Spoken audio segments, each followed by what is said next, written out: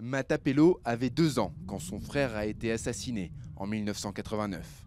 Stompie, un activiste de 14 ans, a été torturé et son corps retrouvé près du domicile de Winnie Madikizela Mandela, figure de la lutte anti-apartheid sud-africaine.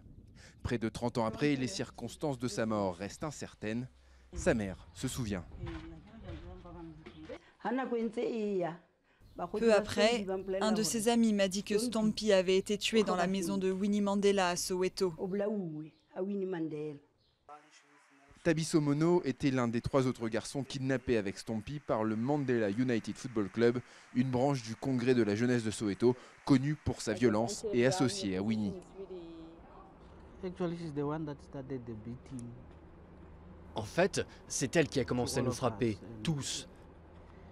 Et ensuite, les autres ont continué, pendant au moins 1 heure, peut-être 2.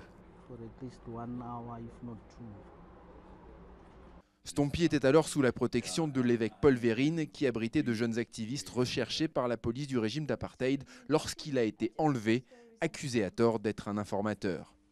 Malgré tout, le religieux garde de l'admiration pour Winnie Mandela. Elle avait clairement quelque chose de mystique, de magnifique, qui en faisait un être humain à part. Mais cet être humain pouvait être à la fois aussi brillant que le soleil et parfois aussi sombre que les ténèbres qu'elle combattait. Pour sa participation à l'affaire, Winnie Mandela a été condamné à 2 ans de prison, une peine rapidement suspendue. Plus tard, la commission de vérité et de réconciliation, mise en place à la fin de l'apartheid, a conclu que la leader avait conscience des violences contre Stompie et avait failli à ses responsabilités. Un membre du Mandela United Football Club, Jerry Richardson, a été emprisonné pour le meurtre du jeune homme en 1990.